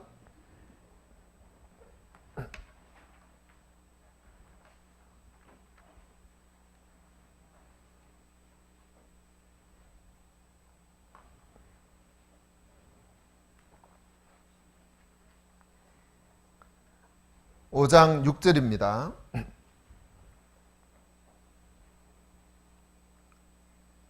로마서 5장 6절 우리가 아직 연약할 때에 기약대로 그리스도께서 경건치 않은 자를 위하여 죽으셨도다. 우리가 강할 때였습니까? 연약할 때였습니까? 연약할 때였습니다. 그러면 우리가 연약한 건 당연한 거예요? 아니에요? 당연한 거예요. 연약한 걸 정확하게 알면 실망할 게 있어요? 없어요? 아, 나는 원래 연약하니까. 이 연약한 자 옆에 누가 찾아왔어요? 그리스도께서 경건치 않은 자를 위하여 죽으셨도다. 이렇게 돼 있잖아요. 연약한 자에게는 누가 연결되냐면 예수님과 연결되는 거예요. 그런데 정확하게 내가 연약하구나 하는 것을 모르는 사람은 자꾸 내가 연약함에 빠지는 거예요. 이해가 되십니까? 네. 교만에도 두 종류가 있습니다. 한 사람은 너무 잘나고 뛰어나고 똑똑해서 교만해지는 사람이 있어요. 이 사람은 교만할 조건이 있어요? 없어요? 있죠? 그런데 또 교만한 사람이 있어요. 내가 너무 못나고 연약해서 신앙생활을 못한다는 사람도 교만한 거예요. 왠 줄 아십니까? 이유는 두 사람 다 예수님을 바라봐야 안 봐요? 안 봅니다. 그게 교만이에요. 사실은 우리를 연약하게 하셔서 누구를 보게 하셨습니까? 예수님을 바라보게 한 거예요. 만약에 우리가 강하고 뛰어나고 능력 있는 자면 예수님 없어도 살 수 있어요. 우리가 기도 안 해도 살 수 있고 성경을 읽지 않아도 살 수 있는 사람이라는 겁니다. 내가 강한 자고 능력 있는 자면요. 그런데 마귀는 거봐, 너 벗었잖아. 너 벗었지? 부끄럽지? 가려. 창세기 3장부터 지금까지 그러고 있는 거예요. 너 연약하잖아. 너 이래서 안 되는 거야. 너 부족하지? 이래서 안 되는 거야. 너 못났잖아. 이래서 안 되는 거야. 너 잘 못하잖아. 이래서 안 되는 거야. 그래서 너는 신앙생활 하면 된다고 안 된다고요? 안 된다고 많이 들어봤죠? 예. 여러분 옆에 와서 마귀가 항상 그 속삭임의 소리를 여러분들은 많이 듣고 살잖아요. 그래서 그 소리를 많이 듣다 보면 나중에는 주저앉아 버리는 거예요. 안 된다고. 사실은 하나님은 이미 우리를 연약하다는 걸 아셨어요? 모르셨어요? 알고 계시더라고요. 너는 연약해. 그래서 내가 필요했던 거야. 그거라는 거죠. 우리가 연약한 게 문제가 아닙니다. 연약한 게 문제가 아니라 연약하지만 예수님을 바라보지 않는 그것이 문제고, 예수님을 바라본다고 하면서도 그 예수님의 마음 안에 있는 나를 향한 큰 뜻과 계획을 보지 못하는 그 믿음 없는 마음이 문제라는 이야기입니다. 우리의 문제는 그거예요. 연약해서가 문제가 아닙니다. 창세기 3장에서 아담과 하와가 벗은 것을 바라보는 동안 누구를 잃어버렸어요? 하나님을 잃어버리더라고요. 그때부터 숨어버리는 거예요. 하나님의 낯을 피해버리고. 무엇 때문에요? 자기의 벗은 것으로, 연약한 것으로 하나님과 자꾸 멀어지는 겁니다. 하나님은 이미 알고 계셨어요? 모르고 계셨어요? 알고 계셨죠? 그래서 창세기 2장에서 보면, 창세기 2장에서는 그들이 벌거벗었으나 부끄러워하지 아니하였느니라. 하나님 안에 있을 때는 어떤 허물이나 연약함도 문제가 되지 않았습니다. 이들의 삶 속에는요. 하지만 하나님이 떠나고 나서는 연약함이 문제가 돼요? 안 돼요? 문제가 되더라는 겁니다. 그럼 우리는 왜 내가 지금 현실 때문에, 내가 처해 있는 이 문제 때문에, 환경 때문에, 아니면 내가 이렇게 능력 없는 것 때문에 문제가 될까요? 하나님은 이걸 다 알고 계시는 겁니다. 다 아시는 주님이라 하셨거든요. 그 주님이 알고 계셨다면, 내가 알고 계시는 그 주님 앞에 가면 내 모든 문제들을 하나하나 주님이 선한 뜻으로 나를 바꿔 가실 텐데, 우리는 그 주님 앞에 소망을 가지지 못하고 내가 나를 바꾸려고 하다가 실망이 되어버리는 거예요. 그리고 강한 자가 스스로 되어보려고 하다가 마음이 무너져 버리는 겁니다. 그래서 신앙생활을 힘있게 못하는 경우들이 너무 많은 거예요. 안 된다 생각하는 겁니다. 히브리서 한번 찾겠습니다. 히브리서 5장을 보겠습니다.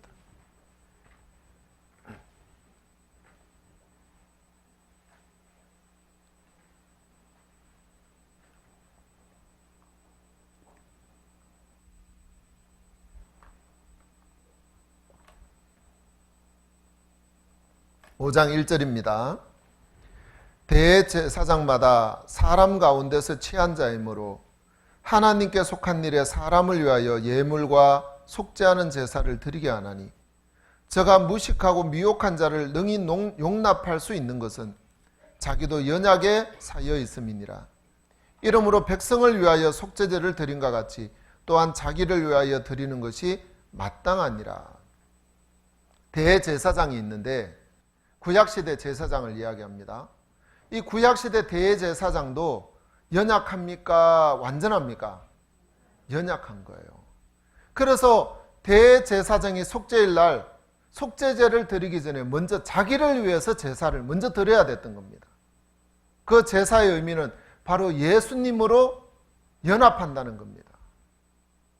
바로 예수님과 연결된 자가 되는 겁니다. 그리고 또 저가 무식하고 미혹한 자를 능히 용납할 수 있는 이유가 있습니다. 그 이유가 뭐예요? 자기도 연약에 사여 있습니다. 맞죠? 여러분, 하나님이 우리를 어떻게 지으셨다고 하냐면 시편 89편에 보면 인생을 어찌 그리 허무하게 지으셨냐고 합니다. 인생을 어떻게 지었다고요? 허무하게 지었다. 하나님은 우리 인생을 완전하고 능력 있고 강하게 지은 것이 아니라 허무한 인생으로 지은 거예요. 그래서 그 허무함을 깨닫고 누구를 바라보게 하시려고요? 하나님만 바라보고 살도록 하기 위해서입니다. 인생이요. 그런데 이 마귀가 잘났고 뛰어나다고 착각하는 사람에게는 교만이라는 마음을 딱 집어넣어줘서 교만하게 살도록 만들고, 나는 연약하고 못났다 싶은 거기에 빠진 사람은 그래서 너는 안 돼 하고 좌절하도록 만들어버리는 거예요.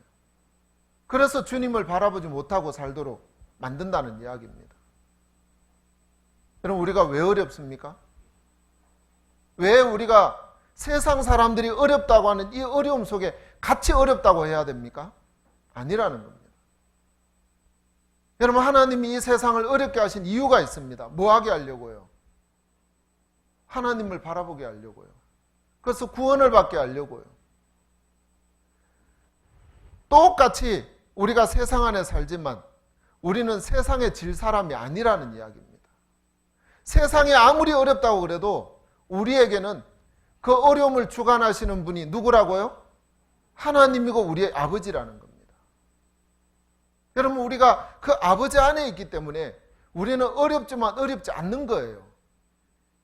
이해가 되십니까? 어렵지만 어렵지 않는 사람이라는 거예요. 그래서 하나님이 우리의 이 현실 세계에서 이제 우리의 마음을 하나님의 세계로 계속 옮겨주길 원하시는 거예요. 이것을 보고 뭐라고 하냐? 믿음이라고 이야기하는 겁니다. 성경은 믿음서입니다.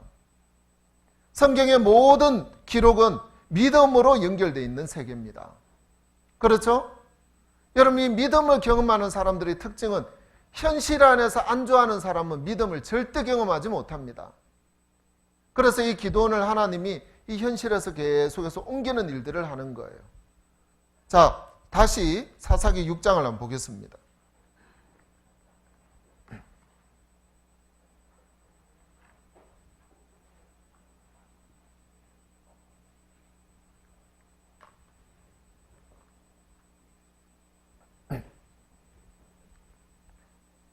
(14절)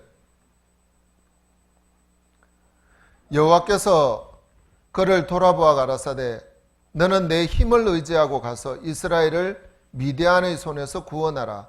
내가 너를 보낸 것이 아니냐. 자, 여기에서 하나님은 또 기도원이 막 원망을 합니다. 하나님이 계셨다면 이런 일이 어디 있고, 그 애굽에서 구원하신 하나님이 계셨다면 우리에게 이런 일을 만나겠습니까? 말도 안 되는 얘기 하지 마십시오. 그러니까 하나님은 그래, 네 말이 맞다 그럽니까? 아니죠? 그래, 네가 옳다 그렇게 안 하시더라고요. 14절 여호와께서 그를 돌아보아 가라사대.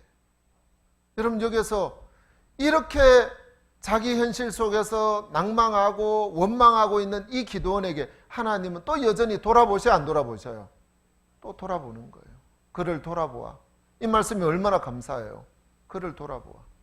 우리가 연약에 사져 있고 못났다 할지라도 하나님은 여전히 우리를 돌아보셔요 안 돌아보셔요?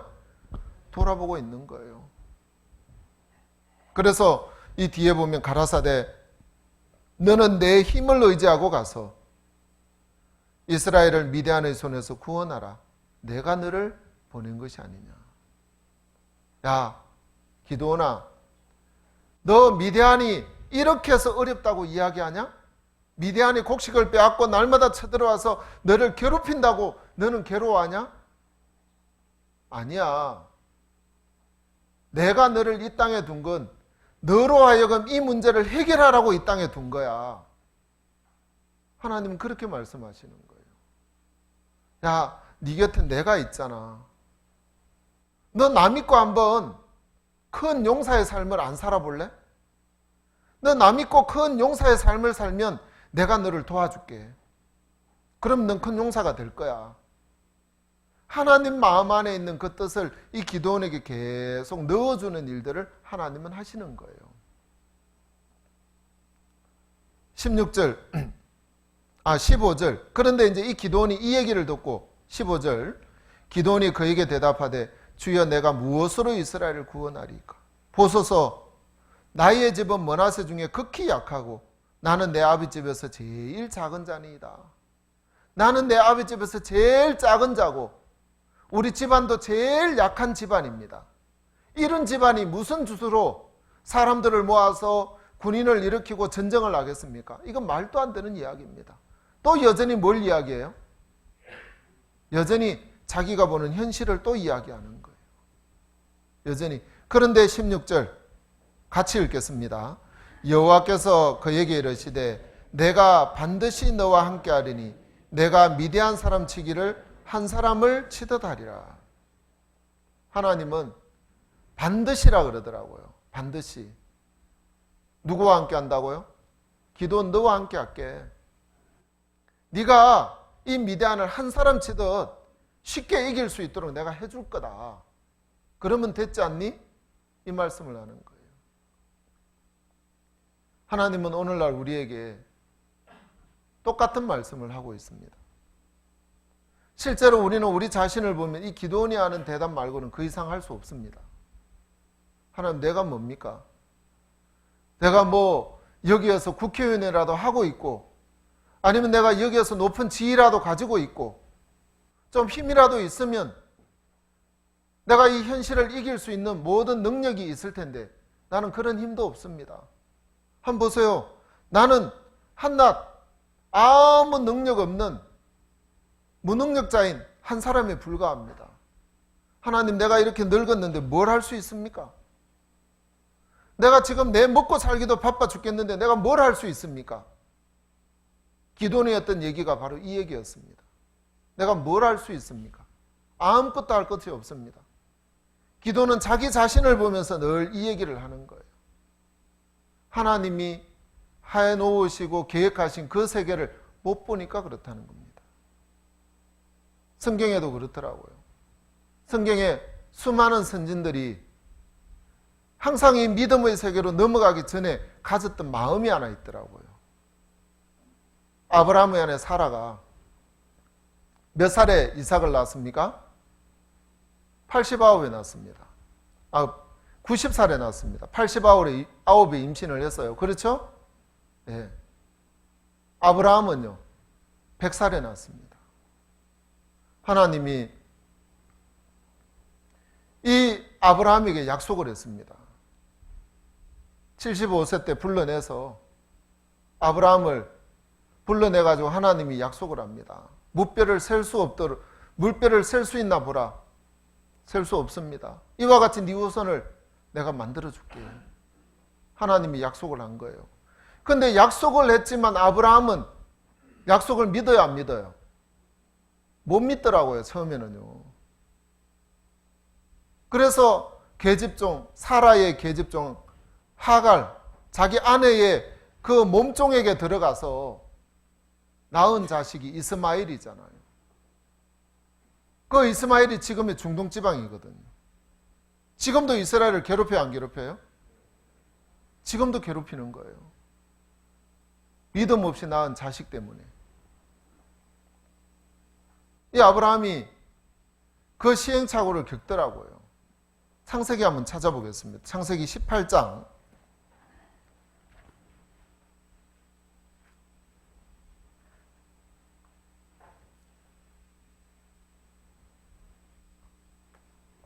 10절입니다.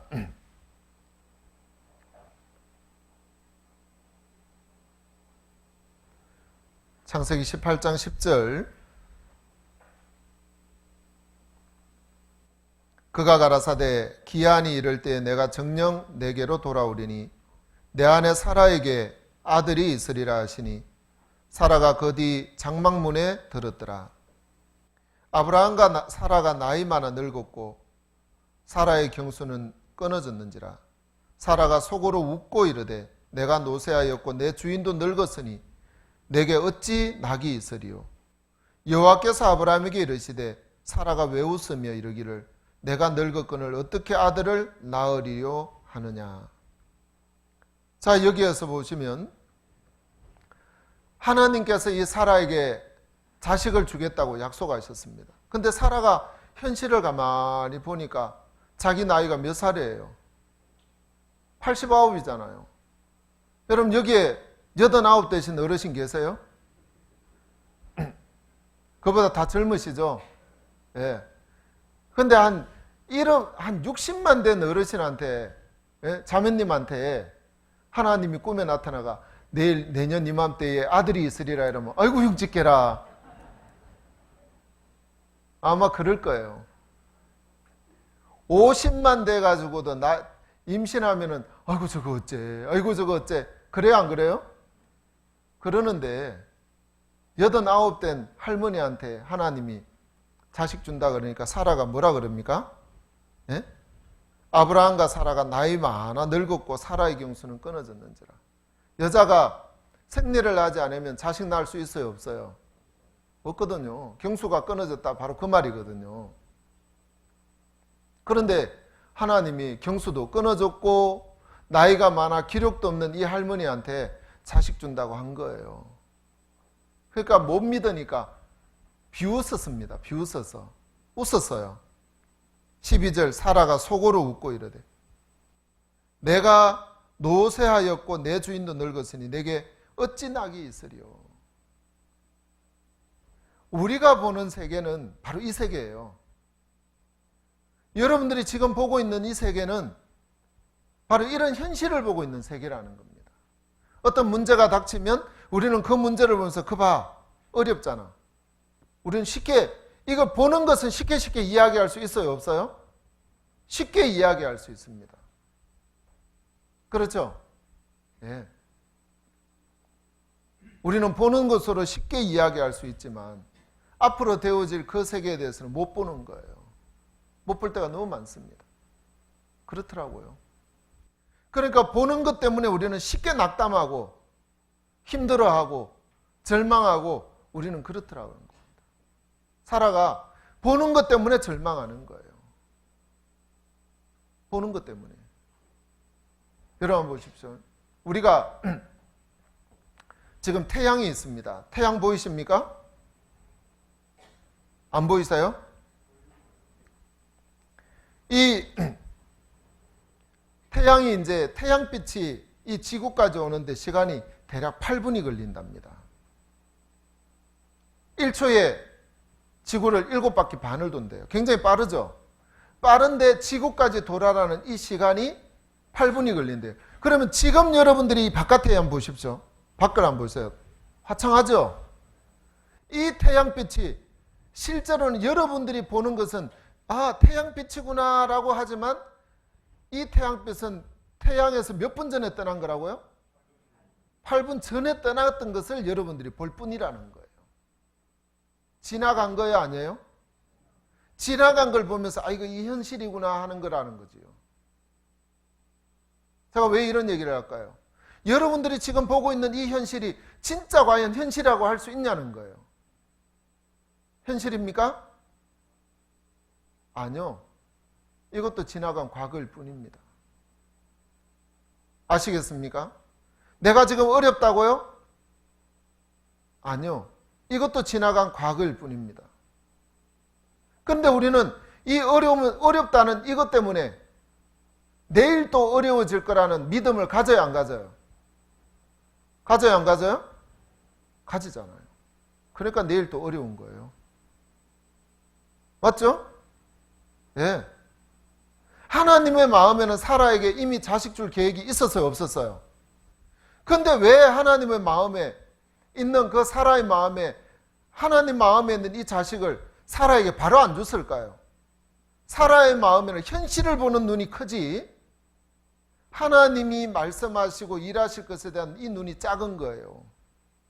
하나님은 이 마음을 바꾸길 원하셨던 겁니다. 하나님의 세계로요. 현실을 바라보고 있으니까 사라가 자식을 못 얻는 거예요. 늘 절망할 수밖에 없죠. 절망을 하니까 어떻습니까? 인간의 방법밖에 안 나오잖아요. 인간의 수고밖에 안 나오는 거예요. 히브리서에 보면 히브리서 한번 찾아보겠습니다. 히브리서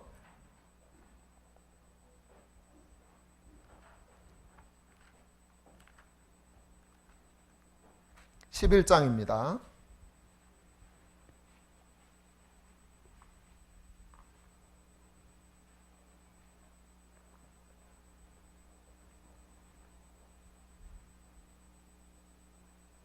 (11장 1절) 믿음은 바라는 것들의 실상이요 보지 못하는 것들의 증거니.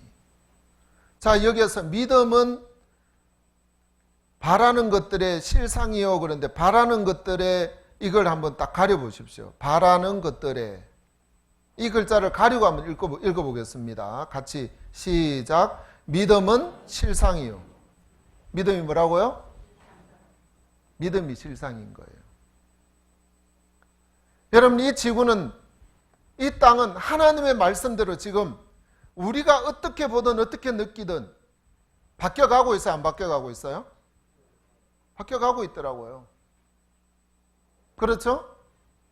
이스라엘이 70년의 포로 생활 끝에 고레스 왕에 의해서, 칙령에 의해서 이스라엘 땅으로 다시 돌아온다. 근데 고레스 왕이 태어나기도 전에 하나님이 말씀하셔서 안 하셨어요? 근데 고레스 왕이 진짜 왕이 된 거거든요. 근데 현실을 보면 전혀 믿기지 않는 이야기잖아요. 근데 말씀은 이미 하실 거거든요. 그러니까 우리가 이 보는 세계는 말씀을 근거로 한 믿음의 세계가 뭐라고요? 실상이라는 거예요. 그러면 내가 보고 있는 이 세계가 진짜일까요? 진짜인 것 같는데 믿음의 세계 안에서는 여러분들이 어쩌면 잘못 보고 있다라고 생각할 수 있어야 됩니다. 어쩌면 내가 이걸 잘못 보고 있겠구나. 내가 지금 보고 있는 이게 어렵다고 하지만 어쩌면 내 눈이 잘못된 걸 수도 있겠구나. 그런데 우리는 이게 확실하게 맞다고 생각하니까 오늘 또 어려우니까 내일 또 어렵다는 믿음을 가진다는 이야기입니다. 그러니까 한번 보세요. 믿음은 실상이다. 어렵다는 믿음을 가지는 건 이것이 실상으로 나타나면 내일 또 어려워요, 안 어려워요? 어렵죠. 10년 후에도 나는 여전히 이렇게 사는 거 아니냐? 하고 이 믿음을 가지면 요 믿음이 10년 후에 실상으로 나타날까 안 나타날까요? 왜 대답 안 하세요? 나타날까요 안 나타날까요? 나타난다는 거예요. 그래서 의인은 무엇으로 산다고요? 믿음으로 말미암아 삽니다. 여러분, 그래서 한번 보십시오. 구원을 받고 세상이 어렵다는 그 마음 때문에 우리는 하나님 안에서도 여전히 살면서 어렵다고 하고 힘들다고 하기 때문에 오늘도 힘들고 어제도 힘들었고 오늘도 힘들고 내일도 힘들 거라는 거죠. 어떤 믿음을 가지고 있으니까요? 어렵다는 생각을 못 이기는 거예요. 그렇죠? 형제자매들 중에 이런 형제자매들이 있어요. 나는 가난해. 나는 가난하기 때문에 이것도 할 수 없고 저것도 할 수 없어. 난 가난해. 항상 가난한 거예요. 그 마음에서요. 그러니까 가난하기 때문에 부담스러우면 피하고 싶은 거예요. 물질 들어가고 싶으면 도망가고 싶고, 가난하기 때문에, 늘 가난하기 때문에. 너무 신기하게도요. 그 사람 10년 후에 만나봐요. 그 생각이 안 바뀌는 사람은요, 여전히 가난하게 살더라고요. 너무 신기한 거예요. 성경은요, 우리에게 놀라운 걸 가르쳐 줍니다. 하나님을 믿는 사람의 인생에서요, 하나님 분명히 말씀합니다. 새로운 피조물이라고. 즉 다시 말해서 구원을 받고 나면 우리는 어떤 인생이냐면 이 하나님을 믿는 이 믿음 안에서 새로운 인생으로 바뀐 거예요. 세상 사람들은 어떠냐? 세상 사람들은 어려우면 어렵다고 합니다. 그렇죠? 문제면 문제라고 하는 거예요. 만약에 우리도 하나님을 믿지만 여전히 어려우면 어렵다고 하면 세상 사람과 다를 게 뭐가 있냐는 거예요. 같아요, 틀려요? 천국 가는 거요? 천국 가는 것만 다릅니까? 물론 그것만 다를 수도 있어요. 그것만 다른 건 불행한 거예요. 하나님은 우리 인생 통째로를 바꿔주고 싶은 거예요. 하나님은 우리 인생의 모든 것을 새로운 피조물로 살기를 원하는 거예요. 그래서 의인은 무엇으로 살아야 된다고요? 믿음으로 사는 거예요. 믿는 마음으로 산다 이 말이에요. 현실을 보고 현실을 믿고 살 거냐? 그럼 현실이 어려워요. 현실이 어렵다, 문제다. 그 믿음을 가지면 내일 요 현실이 내일 그대로 연결돼야 안 돼요? 믿음은 실상이라 그랬잖아요. 내가 오늘 너무 힘들고 어려워요. 근데 내 마음에도 여전히 어려워요. 그럼 요 믿음이 내일 또 연결되면 내일 나는 어려울까요? 행복해질까요? 잘 아시네요? 내일 또 어렵겠죠. 바뀔까요? 안 바뀔까요? 나는 안 돼 하는 믿음을 가진 사람은 내일 또 될까요? 안 될까요? 이 사람은 내일 또 안 돼요. 될 수가 없죠. 자기가 어떤 믿음을 가지고 사니까요. 의인은 믿음으로 말미암아 사는 사람인데 이 믿음을 가지고 사는 사람은 늘 교회 안에 있어도 늘 불행하게 사는 겁니다. 마음에서 이 사람은 늘 행복을 잃어버리고 사는 거예요. 이 사람 속에 무슨 감사가 나오겠어요? 여러분, 기도원 속에 감사가 있어요, 없어요? 감사가 없잖아요.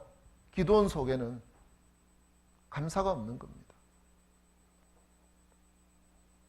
아침에 담임 목사님이 저한테 전화가 왔습니다. 목사님 잘 쉬셨어요? 아유, 이 숙소가 불편하지는 않았습니까? 우리 숙소가 굉장히 좁아서 막 그 말씀을 하는데 저는 전혀 그런 마음이 없었거든요. 왠 줄 아십니까? 저희 교회 숙소는요, 이것보다 훨씬, 여기 교회는 호텔이에요. 제가 야, 숙소 좋다. 어제 딱 도착했는데 제 아내한테 그랬어요. 야, 숙소 너무 좋다. 우리 교회도 숙소 이 정도만 돼도 너무 좋겠다. 이러고 너무 행복하게 잘 자고 일어났는데 목사님이 그 말씀을 하니까 제 마음에 아멘이 안 되는 거예요. 아, 너무 감사하게 잘 잤다고. 너무 좋다고. 그러니까 우리가 안 좋은 거 보다가 좋은 거 보면 안 좋은 거는 잊어요, 안 잊어요? 다 잊어버리잖아요. 그렇죠. 우리의 눈이 하나님의 세계 안에서 믿음으로 좋은 걸 보는 거예요. 하나님이 내 삶을 바꿔가실 걸 보는 거예요. 이걸 보면 지금 현실에 문제가 있고 어려움이 있고 이게 어려움으로 보겠어요? 감사로 보이겠어요? 감사로 보이죠. 하나님이 이 일을 통해서 내 삶을 바꿔가시겠구나. 맞아요, 안 맞아요? 맞죠? 로마서 한번 찾아보겠습니다. 로마서 8장.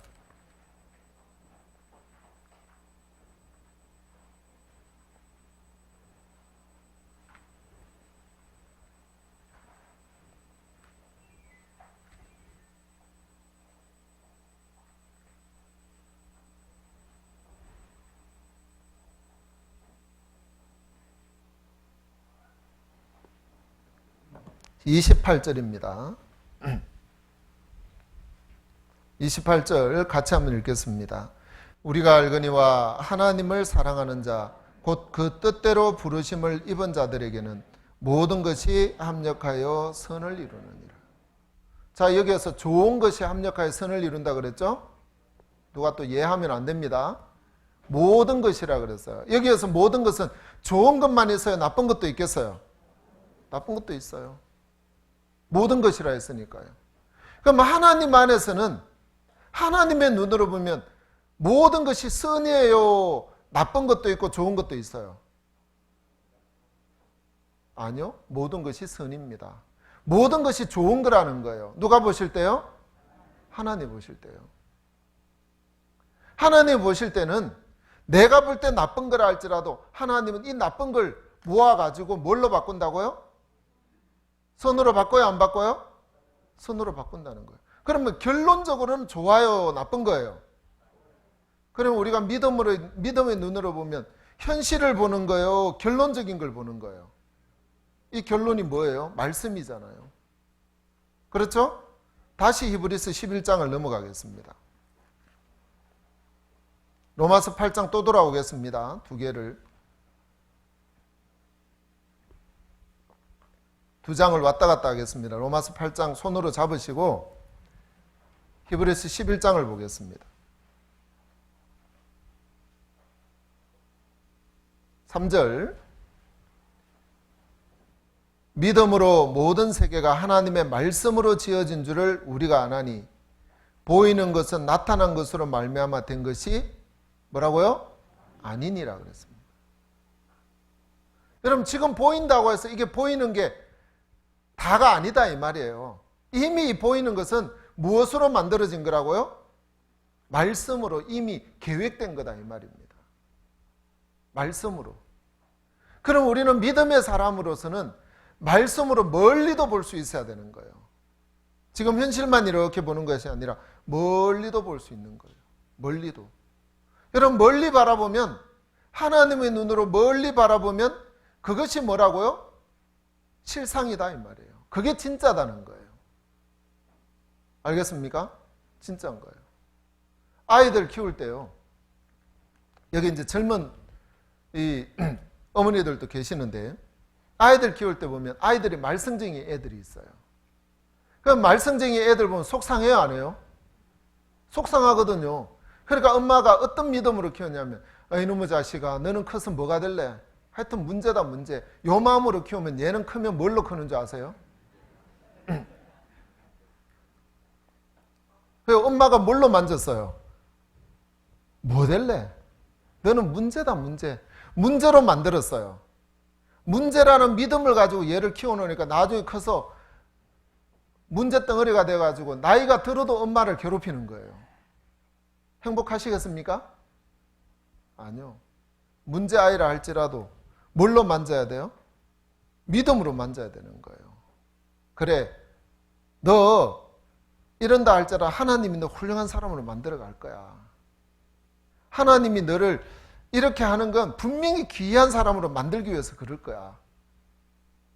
그 마음으로 만져야 되는 거예요. 저는 제 아이 목욕탕에 데려갈 때요, 아이 어릴 때 제가 그래서 밥 먹여줄 때도 그렇고 제 아들한테 오늘 맛있는 거 사주는 건 내가 그냥 내 아들로 사주는 게 아니야. 하나님의 귀한 종으로 내가 인정을 하기 때문에, 네가 하나님의 귀한 종이기 때문에 내가 대접해 주는 거야. 많이 먹어. 그럼 얘가 뭔 말인지 몰라요. 제 아내하고 저는요, 우리 아이들 키울 때 그 마음으로 키웠습니다. 하나님 훌륭한 종이다. 하나님 훌륭한 일꾼이다. 그 맛있는 거 한 번씩 사줘도 그냥 내 아들이기 때문에 맛있는 거 사주는 게 아니라 내가 훗날 하나님 앞에, 하나님이 내게 맡겨준 자식이니까, 하나님의 자식을 내게 맡겨줬으니까 그 자식 하나님에게 돌려드려야지. 그래서 내가 맛있는 거 사줄 때도 그랬고, 목욕탕 데려가서 때밀어줘도 제 아들한테 그랬어요. 내가 아들이라 때밀어주는 거 아니야? 하나님의 귀한 종 덩어리 내가 언제 밀어주겠어? 지금 밀어줘야지. 밀어주는 거예요. 그럼 얘가 얼떨결에 그냥 아빠 저도 밀어드릴게요 이러면서 또 하나님의 종의 등을 밀어줍니다 이러면서 또 밀어줘요. 같이. 근데 이 문제아 속에는 항상 문제 엄마가 있어요. 왜 그러냐? 이 문제 엄마의 마음의 구조는요, 항상 문제로 아이를 대해요. 사실 알고 보면 이 문제 덩어리 아이들이요, 잘 다스려서 키우면 오히려 나이가 들어서는 문제로 자라면서 해본 것들이 많았어요. 응용력이 훨씬 좋고 뭐든지 더 잘해요. 맞죠, 어르신들? 네, 사실이거든요. 근데 엄마가 자꾸 문제라고 만들어버려가지고 얘가 문제 덩어리로 크더라고요. 안 그렇다는 거죠. 우리 마음에 그렇더라고요.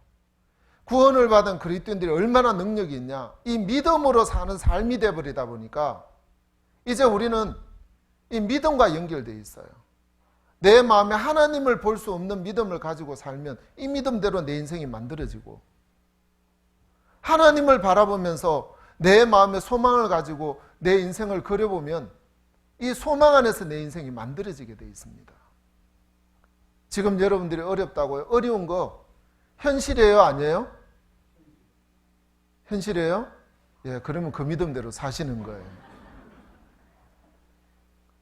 지금 어려움이 하나님이 바꾸실 과정의 계획 속의 한 부분일 뿐이라고 바라보는 사람은 어렵지만 하나님 안에서 이건 바뀔 거라는 확실한 소망을 가지게 되어 있습니다. 그 사람은 어렵지 않습니다. 마음에서요.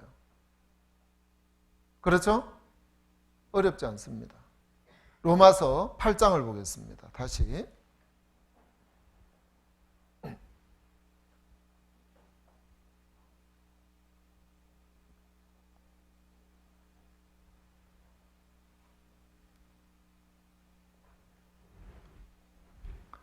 (8장) 35절입니다. 누가 우리를 그리스도의 사랑에서 끊으리요? 환난이나 공고나 핍박이나 기근이나 적신이나 위험이나 칼이랴. 기록된 바 우리가 종일 주를 위하여 죽임을 당케 되며 도살할 양같이 여김을 받았나이다 함과 같으니라. 도살할 양처럼 이런 어려움 속에 들어간다 할지라도 그리스도의 사랑에서 우리를 절대 끊을 수 없다. 이게 무슨 이야기예요? 그리스도께서 우리를 사랑하시는 그 사랑을 우리를 붙들고 있다는 겁니다. 주님이 나를 이렇게 붙들고 있다면 내가 지금 어떤 어려움을 당한다 할지라도 이건 어려움이 아니야 라고 이야기하는 거예요. 이건 문제가 아니야 라고 이야기하는 거예요. 37절 같이 읽겠습니다. 그러나 이 모든 일에 우리를 사랑하시는 이로 말미암아 우리가 넉넉히 이기느니라. 우리를 사랑하시는 이로 말미암아 우리가 어떻게 된다고요? 넉넉히 이겨간답니다. 우리는 이기는 사람이지 지는 사람이 아니라는 거예요. 내 현실에 이런저런 문제가 오면 우리는 이기는 사람이에요. 질 사람이 아니라는 거예요. 현실이 아니라 이 현실은 하나님이 일하실 과정일 뿐이라는 겁니다. 아시겠습니까? 그래서 우리는 연약할 수밖에 없는 사람이기 때문에 이런 연약한 나를 붙들고 계시는 하나님이 나를 아름다운 인생으로 만들어 가실 거다. 지금은 내가 어렵지만 이 어려움을 하나님은 넉넉히 이기게 하신다. 우리는 이 마음을 가지고 사는 사람들이라는 겁니다. 그리스도인이라는 거예요. 세상 사람은 경기가 어렵다, 뭐 이런저런 문제 때문에 안 된다, 세상 사람들이 하는 이야기예요. 우리는 그렇지 않습니다. 하나님 안에 있기 때문에 이런 어려움들을 통해서 하나님은 내게 축복하실 거야. 하나님은 나를 더욱 복되게 만들어 가실 거야. 우리는 이 믿음을 가진 사람들이라는 겁니다. 하나님은 이 기도원을 만들어 가시더라고요. 여러분 사사기 6장을 한번 읽어보십시오. 그 뒤에 보면 믿지 못하는 이 기도원에게 하나님이 또 약속하시고 또 믿게 하시고 또 전쟁에 나가서도 하나님이 앞서서 전쟁을 하시더라고요. 누가 만들어 가요? 하나님이 만들어 가시는 거예요. 하나님은 능치 못할 일이 없다고 사라에게 말씀하시더라고요. 창세기 18장에서 능치 못할 일이 있겠느냐? 없다 그러시는 거예요. 늙은 할머니의 몸을 아이를 낳을 수 있는 몸으로 바꿔서라도 하나님은 약속을 만들어 가요, 안 만들어 가요? 만들어 가시더라고요. 지금 내 모습이 어떠하든 내 현실이 어떠하든 하나님은 바꿔서라도 하나님의 약속들을 만들어 가실 거다. 우리는 그걸 보고 사는 겁니다. 그럼 우리가 절망할 것도 없고 낙담할 것도 없고 침륜에 빠질 것도 전혀 없는 그리스도인입니다. 하나님은 그랬습니다. 항상 기뻐하라. 바로 우리가 하나님을 믿고 우리가 그리스도 안에 있는다 하는 것은 바로 기뻐하는 삶이라는 이야기입니다. 그래서 우리는 기뻐할 수 있는 거예요. 이 믿음의 세계, 하나님이 일하실 것에 대한 소망이 없는 사람은 내가 이런데 어떻게 기뻐합니까? 내가 이런 문제가 있는데 어떻게 행복하다고 이야기할 수 있어요? 그렇게밖에는 이야기 못합니다. 하지만 우리가 믿는 이 하나님을 마음에 두고 사는 사람은 그래, 비록 이렇다 할지라도 이건 내가 보는 건 지나간 거 가짜야. 태양이 이 지구에 도달하는 시간이 8분, 태양빛이 8분이 걸리는 것처럼 지금 우리가 보고 있는 이 빛은 8분 전의 빛이라는 이야기예요. 그럼 이건 지나가는 과정일 뿐이라는 거예요. 지나간 거잖아요. 그래, 하나님 안에서는 이것도 지나가. 그리고 주님이 나를 붙들고 있는데 내가 무엇을 걱정하고 왕할 걸 염려하냐. 하나님 분명히 이기게 하신다. 우리는 이겼구나. 우리는 그 마음을 가지고 살 수 있는 그리스도인입니다. 결국 이 기도원을 큰 용사로 만들었어요? 안 만들었어요? 만들었습니다. 한번 시간 되시면 사사기 6장을 다시 한번 쭉 한번 읽어보십시오. 6장, 7장 이렇게 한번 읽어보십시오. 하나님이 하나님의 방법으로 이 기도원을 그렇게 소심하고 옹졸했던 이 기도원을 큰 용사로 만들어 가시고 이스라엘을 구원하는 일들에 쓰시더라고요. 우리가 이 소망을 가지는 거예요. 한 영혼을 대할 때도 마찬가지예요. 한 영혼을 대할 때도 내가 볼 때 안 될 것 같다. 그건 믿지 말라는 겁니다. 내가 볼 때 안 될 것 같다 할지라도 하나님이 일하시면 되잖아요. 하나님이 일하셔도 안 됩니까? 그 사람은 안 될 거예요. 그러겠죠? 하나님이 일해도 안 된다는 마음이 들면 그 사람은 안 되는 거예요. 아이고, 되는 거 봐서 그것도 믿음 아니에요. 되기 전에 이 사람은 바뀌어. 내가 하나님 안에서 이 사람을 두고 기도하면 하나님이 내 기도 들으시고 이 사람은 바뀐다 하는 믿음으로 우리는 한 영혼도 대하는 겁니다. 바뀌는 거 봐서가 아니에요. 바뀌든 안 바뀌든 이 사람은 구원받는다. 우리는 그 믿음으로 대할 수 있어야 되는 겁니다. 모든 삶에 한번 믿음을 적용해 보십시오. 의인은 무엇으로 산다고요? 믿음으로 말미암아 살리라. 모든 삶에 믿음을 적용해 보는 거예요. 내가 뭘 믿고 있지 지금? 내가 왜 이렇게 낙담하지? 내가 지금 뭘 믿고 있는 거야? 현실을 믿고 있네? 아니야. 하나님을 믿고 말씀을 믿어야지. 그래, 말씀은 어떻게 돼 있지? 찾아보십시오. 찾아보면 말씀은 다 바꿔가시더라고요. 다 선으로 바꿔가시는 거예요. 다 아름다움으로 바꿔가시는 거예요. 다 축복의 세계로 바꿔가시더라고요. 우리가 말씀을 믿지 않으면 우리는 우리 자신의 연약함, 우리 자신의 형편들, 우리 자신의 문제들 이런 것들과 싸워야 됩니다. 그리고 거기에 대한 믿음을 가지고 사는 거예요. 하지만 우리가 말씀을 믿으면 현실과 상관없이 그 믿음대로 하나님은 우리의 삶을 바꾸시고 복되게 하실 거라는 겁니다. 그래서 이 자리에 계시는 모든 형제 자매님들이 이런 의인은 믿음으로 말미암아 살리라는 이 말씀대로 이 믿음 때문에 여러분들이 기뻐하고 행복해졌으면 좋겠습니다. 다 함께 기도드리겠습니다. 하나님 아버지, 의인은 믿음으로 말미암아 살리라라고 말씀하셨습니다. 바로 우리가 보는 세계가 현실이 아니라 믿음이 실상이고 현실인 것을 말씀으로 우리에게 가르쳐주고 계십니다.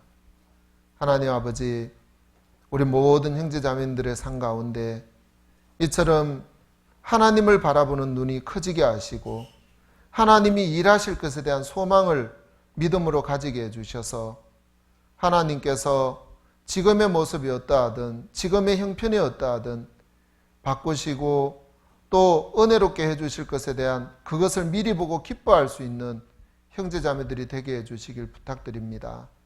그래서 누구 하나 침륜에 빠지지 아니하고 항상 기뻐하며 주님 안에서 감사와 영광을 돌리며 또 주님 안에서 풍성한 삶을 살아갈 수 있도록 은혜 베풀어 주옵소서. 감사를 드리며 우리 주 예수 그리스도의 이름으로 기도드렸습니다. 아멘.